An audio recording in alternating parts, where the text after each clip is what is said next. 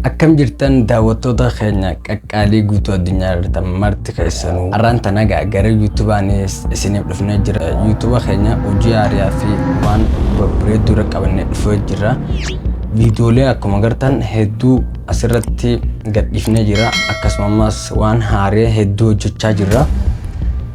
Milkaa'ina keenya fuulduraatiif waan gaarii hawwinee jira. Hojii haaraa tan qopheessinee hojjennee lafa kaannee jira.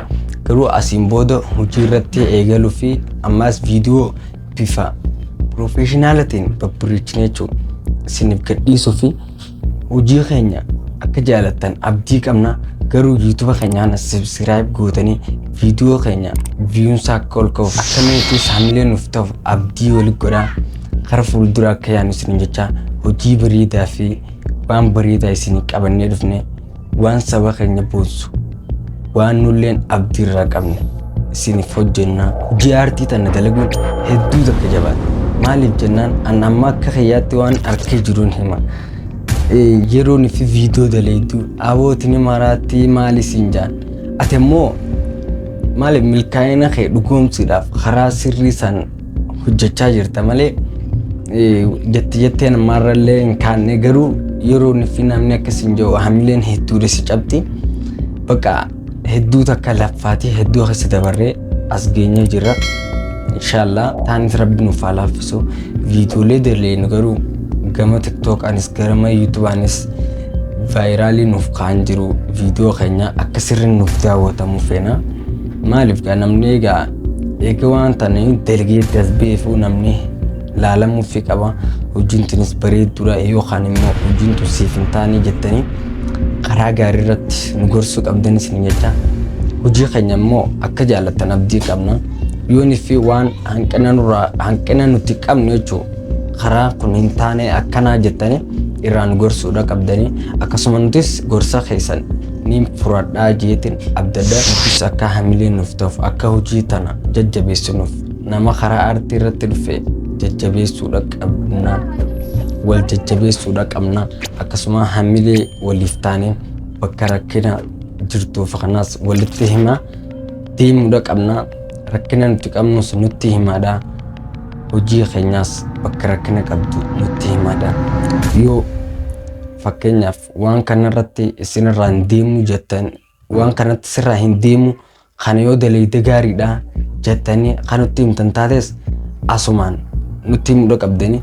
Hojii keenya keessatti rakkina jiru nutti himuudha qabdanii. Maaliif namni tokko kasi dureeru si gorsuun dirqama. Namni tokko aartii keessatti duraan jiru jechuudha. Bakka tana rakkina qabdaa jee hojii ijoolleelee ammaan tana aartii irratti olkaa jiran garteemi gorsuudha qaba. Akka keessa dabre innis ni beeka. Garuu ta'ee bakka rakkina qabdu namatti himee nama agarsiisuudha qaba. Gara aartii irratti biyyoonni biraa amma aartii irratti hedduu qotanii jiran. Garuu amma yoo ni filaalte ijoolleen amaarotaatu jechuudha. Fakkeenyaaf isaan aartiidhaan xiqqoon dura fooyya'anii jiran.